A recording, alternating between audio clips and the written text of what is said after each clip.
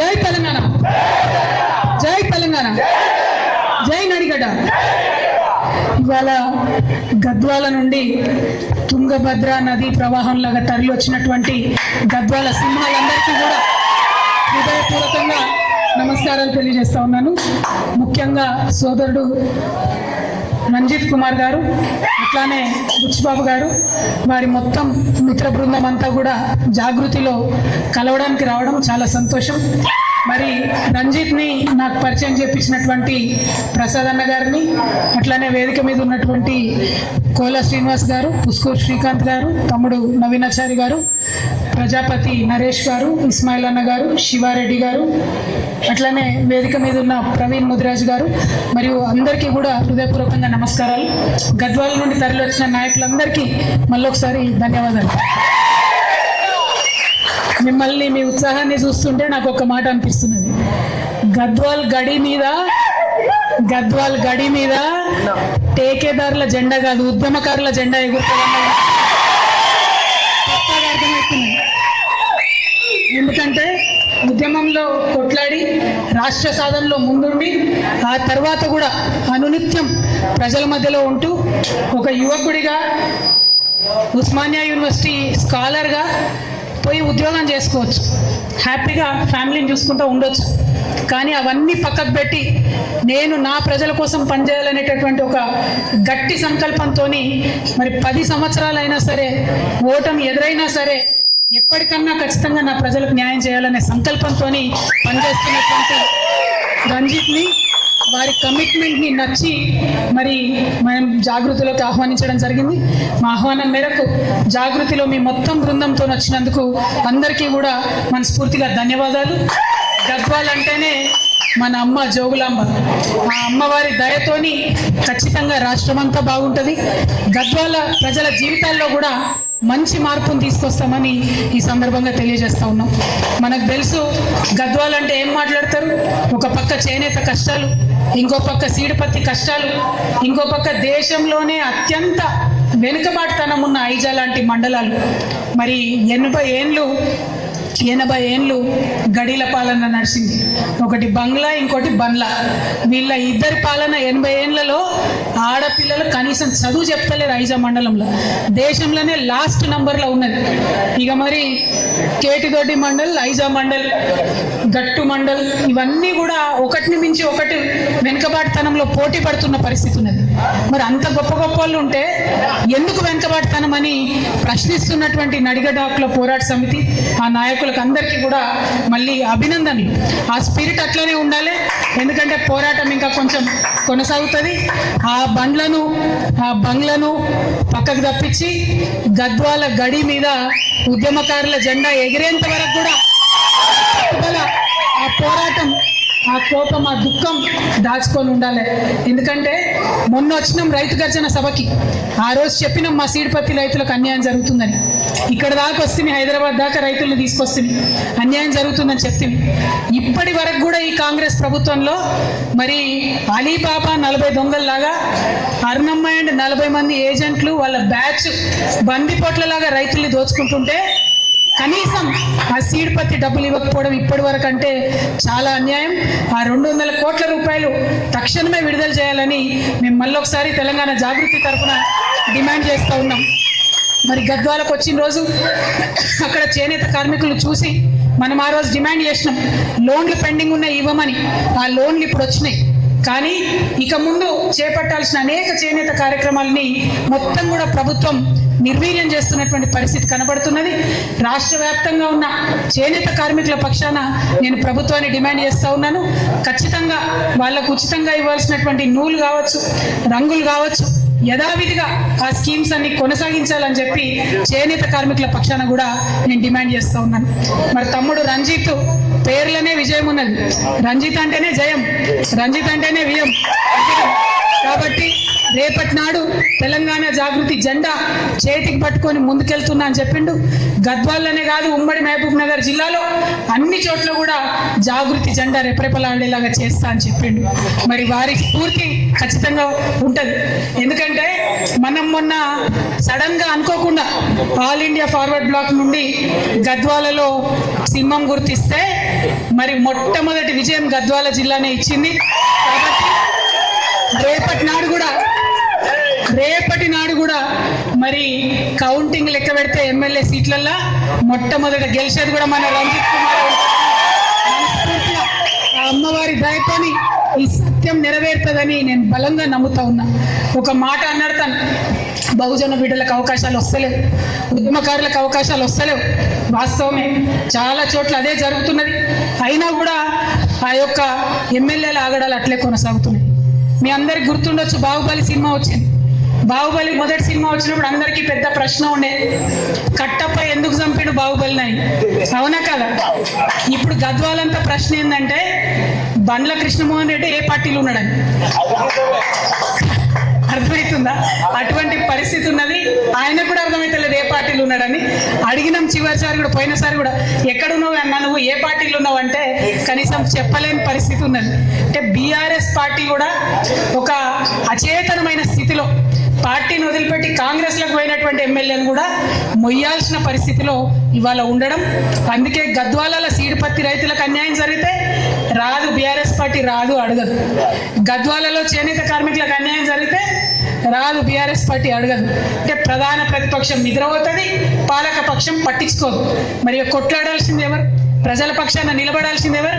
కేవలం ఒకటే పేరు రాష్ట్రం అంతా వినిపిస్తున్నది, అది జాగృతి పేరు మాత్రమే.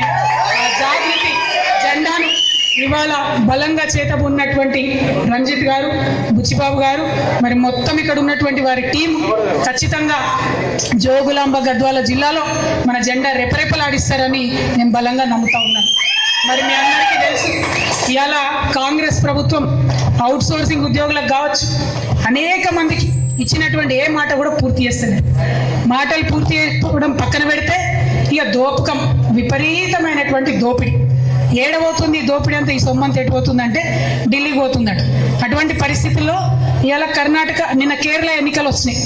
ఆ కేరళ ఎన్నికలు వస్తే మన సీఎం గారు అక్కడికి పోయి ప్రచారం చేస్తాం. ఏమని? మొత్తం తెలంగాణ అంతా మేము తీర్చిదిద్దినాం, బొట్టు పెట్టినాం, మంచిగా చేసినాం, అట్లా మీకు కేరళలో కాంగ్రెస్ని గెలిపిమని అంటుంది. ఇక్కడ ఏమన్నా చేసిండ్రా? ఏమన్నా సాధించిండ్రా? ఇక్కడ మీరు ఒక్కసారి ఆలోచించాలి. ఎవరికన్నా రైతులకు ఎక్కడన్నా పెన్షన్ పెరిగిందా? ముసలి వాళ్ళకు, అవ్వలకు ఎక్కడైనా 2500 రూపాయలు వస్తున్నాయా? మహిళలకు ఎక్కడైనా స్టూడెంట్స్కి విద్యా భరోసా కార్డు వస్తుందా? నిరుద్యోగులకు జాబులు వస్తున్నాయా? రైతులకు రైతు భరోసా టైంకి వస్తున్నదా? ఒకటే ఎకరానికి రైతు భరోసా వేసి దాన్ని పెద్ద గొప్పగా చెప్పి అక్కడ పోయి మాట్లాడుతున్నారు. రైతు రుణమాఫీ కూడా సగం కూడా కానటువంటి పరిస్థితి. అంటే ఎంత ఘోరం అంటే కాంగ్రెస్ పార్టీ వాళ్ళ అబద్ధాలు చాలా దారుణంగా ఉన్నది. ప్రజల్ని వంచిస్తూ ఉన్నారు. అసలు తెలంగాణ రాష్ట్రం వచ్చింది, ఉద్యమం చేసింది మన పరిపాలన కావాలని, కానీ ఇలా జరుగుతున్నది ఏంటి? మొత్తం ఢిల్లీ పరిపాలన. ఢిల్లీ నుండి మొన్న ఒక చిన్న సంఘటన జరిగిందట. ఢిల్లీ నుంచి సీఎం గారు ఏదో మీటింగ్లో ఉంటే రాహుల్ గాంధీ గారు ఫోన్ చేసినారు. రేవంత్ రెడ్డి గారు ఏదో మీటింగ్లో ఉంటే రాహుల్ గాంధీ గారు ఫోన్ చేసినారు. రాహుల్ గాంధీ గారు ఫోన్ చేయగానే తక్కువని రేవంత్ రెడ్డి ఆ టెన్షన్లో లేచి నిల్చొని, సార్ చెప్పండి సార్ రాహుల్ జీ అన్నాడు. అంటే పక్కన ఒక ఆయన సంచులు మోసిన ఆయన ఉంటాడు. అప్పుడు టీవీలో వీడియోలో చూడలే మనం, సంచులు మోసిన ఆయన ఒక ఆయన భీంబాయ్. ఆ భీంబాయ్ ఏమన్నాడట, ఎందుకన్నా నువ్వు లేచి నిలబడుతున్నావు? ఫోన్ చేసింది రాహుల్ గాంధీ కదా, మరి ఫోన్లో కనబడదు కదా, నువ్వు నిల్చున్నావా కూర్చున్నావా, ఎందుకన్నా నువ్వు లేచి నిలబడవు అన్నాడు. అంటే సీఎం గారు చెప్తున్నట్టు రేవంత్ రెడ్డి గారు, నీకు తెలియదు భీంబాయ్, నువ్వు ఆగు. ఎందుకంటే నేను కూర్చొని ఫోన్ మాట్లాడినా అనుకో రాహుల్ గాంధీతోని, బట్టి విక్రమార్కన్న ఢిల్లీకి పోయినప్పుడు ఇంగ్లీష్లో రాహుల్ గాంధీ గారికి చెప్తారు, Rahul ji when you called, ఆయన కూర్చొని మాట్లాడుతుందని చెప్తాడు. కాబట్టి నిల్చొని మాట్లాడితేనే నాకు కూర్చుంటుంది, మోస్తానికి నీకు సంచి ఉంటుంది రా నాయన, లేకపోతే నాకు కూర్చుంటుంది నీకు సంచి ఉండదు అని చెప్పిండు. అంటే ఎంత ఘోరమైన గులాంగిరి అంటే అంతకుముందు కూడా చూసినాం. కాంగ్రెస్ పార్టీ ఉన్నప్పుడు ఎప్పుడైనా ఢిల్లీ హైకమాండ్ కింద పనిచేస్తారు. కానీ ఇప్పుడు మరీ దారుణం. ప్రతి ఒక్క రూపాయి తెలంగాణలో అక్రమంగా రియల్ ఎస్టేట్ వాళ్ళని బెదిరించి, హైడ్రా పేరుతో చెప్పి బెదిరించి, కాంట్రాక్టర్లను బెదిరించి ఇచ్చి మొత్తం డబ్బంతా కూడా కాంగ్రెస్ పార్టీకి పోతున్నది. ఇలా తెలంగాణ కాంగ్రెస్ పార్టీకి ఏటీఎంగా జరిగింది. మరైతే అన్నిటికీ కాంగ్రెస్ పార్టీకి ఏటీఎం అయిపోయింది. ఎక్కడ ఎన్నికైనా తెలంగాణ డబ్బే పోతుంది కాంగ్రెస్ పార్టీకి. అయితే రాహుల్ గాంధీ ఫోన్ చేసింది కదా రేవంత్ రెడ్డి గారికి.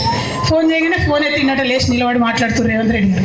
మాట్లాడుతుంటే సీఎం అన్నాడట. రాహుల్జీ బోలియా అన్నాడు. అంటే are you giving jobs? No Rahulji. Are you giving salaries? No Rahulji. Are you giving pensions? No Rahulji. Are you giving Rythu Bandhu? No Rahulji. CM, do you know there is Kerala election? Yes, Rahulji. Money to Kerala? G, Rahulji. So ఇట్లా నడుస్తుంది వాళ్ళ కథ. అంతే తప్పితే ప్రజల ముచ్చట్లు, ప్రజలకు ఇచ్చే పనులు, ప్రజలకు ఇచ్చే అవసరాలు అనేటటువంటిది లేదు. ఇక రేవంత్ రెడ్డి గారు మీ మహబూబ్ నగర్ జిల్లానే. మరి ఒకటే మాట అడుగుతున్నా నేను. నిన్ననే కర్ణాటకలో ఉన్న అప్పర్ భద్ర ప్రాజెక్ట్కి నేషనల్ స్టేటస్ ఇచ్చింది. కనీసం నీటి కేటాయింపులు లేనటువంటి అప్పర్ భద్ర ప్రాజెక్ట్కి నేషనల్ స్టేటస్ ఇస్తే డైరెక్ట్గా దెబ్బపడేది మన గద్వాలకి. తుంగ అక్కడనే ఆగుతుంది, వచ్చేటటువంటి నీళ్లు మనకు రానటువంటి పరిస్థితి ఉంటుంది. కానీ అదే ఉమ్మడి మహబూబ్ నగర్ జిల్లాకు చెందినటువంటి రేవంత్ రెడ్డి గారు ఒక్క మాట కూడా మోడీని అన్నాడు. ఒక్క రూపాయి కూడా బడ్జెట్లో మనకు డబ్బులు ఇవ్వకున్నా ఒక్క మాట మోడీని అన్నాడు.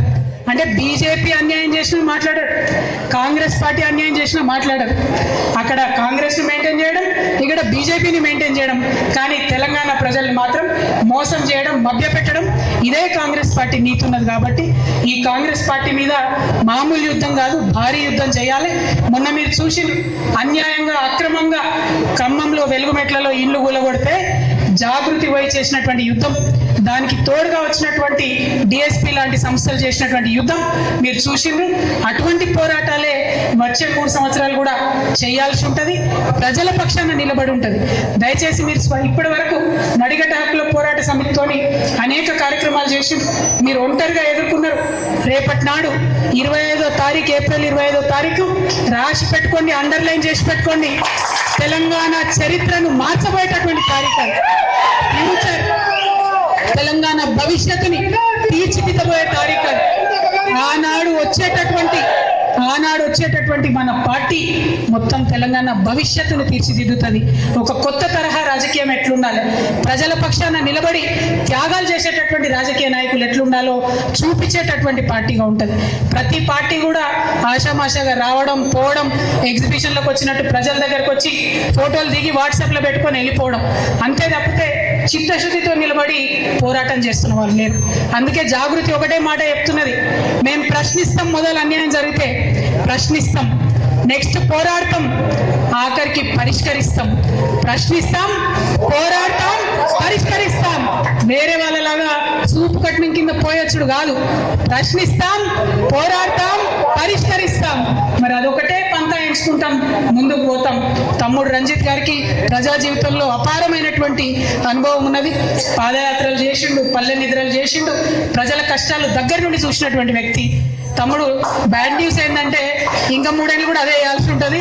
అధికారంలోకి వచ్చిన తర్వాత ప్రజల జీవితాల్లో మంచి మార్పు తెచ్చేటటువంటి ప్రణాళికలు వేస్తున్నాం. ఇంటర్నేషనల్ లెవెల్లో ఉన్నటువంటి బుద్ధిజీవులతో, మేధావులతో చర్చలు జరుపుతున్నాం. అద్భుతమైనటువంటి ఎజెండాను 25వ తారీఖు నాడు ప్రకటించబోతా ఉన్నాం. కలిసి వచ్చేటటువంటి శక్తులందరినీ కూడా కలుపుకొని ముందుకు పోతాం. కానీ ప్రజల మధ్యలోనే ఉంటాం, పప్పన్నం తింటాం, పాదయాత్ర వేస్తాం. అంతేనా?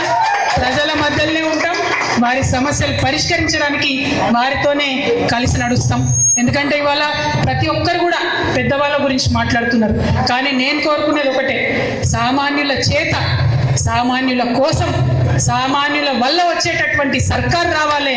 వచ్చిన తర్వాత కూడా సామాన్యుల కోసమే పనిచేయాలి. అటువంటి సర్కార్ రావడానికే తెలంగాణ జాగృతి ప్రయత్నం చేస్తున్నది. జాగృతికి ఉన్నటువంటి ఒక సాంస్కృతిక నేపథ్యం, పల్లె ప్రజలతో ఉన్నటువంటి అనుబంధం రేపటి నాడు తెలంగాణను తీర్చిదిద్దడంలో, ఇండియాలో నంబర్ 1 చేయడంలో మనం ఖచ్చితంగా ముందడుగేస్తాం, ముందటుంటాం. మరి తెలంగాణ ఆడబిడ్డగా, మీ అందరి అక్కగా, సోదరిగా నేను ఒకటే మాట ఇస్తా ఉన్నా. నేను ఇవాళ నడిగడ్డ హక్కుల పోరాట సమితి నుండి వేలాదిగా తరలి వచ్చిన మీ అందరి రాజకీయ భవిష్యత్తును కూడా కాపాడుకునే బాధ్యత కూడా నాదే. మీ అందరి మీద ఏ చిన్న ఇబ్బంది రాకుండా మీ ఎవరికి కూడా ఏ క్షణమైనా మీకు మద్దతుగా మేము ఉంటాం. రంజిత్ నాతోని గత 5 నెలలుగా ప్రయాణం చేస్తూ ఉన్నారు. వారికి తెలుసు ఎంత ఫాస్ట్గా రెస్పాండ్ అవుతామో, ఏ ఇష్యూ ఉన్నా ఎంత పరిష్కరిస్తామో, ఎట్లా అండగా నిలుస్తామో తనకు తెలుసు. మరి మీ అందరికి కూడా రంజిత్ అదే విధంగా ఉంటాడు. కాబట్టి గద్వాల యొక్క భవిష్యత్తును మార్చుదాం, తెలంగాణ యొక్క భవిష్యత్తును మారుద్దాం. కొత్త నెత్తుర్ని, కొత్త రాజకీయాన్ని, కొత్త రాజకీయ శక్తిని ఈ గడ్డకు పరిచయం చేద్దామని చెప్పి తెలియజేస్తూ మీ అందరి దగ్గర కూడా నేను సెలవు తీసుకుంటున్నాను. Thank you. జై తెలంగాణ, జై జాగృతి. ఇప్పుడు మండలాల నుండి వచ్చినటువంటి నాయకుల పేర్లు పిలుస్తారు, వారిని ఒక్కొక్కరిగా చేర్చుకుందాము. Thank you. జై తెలంగాణ.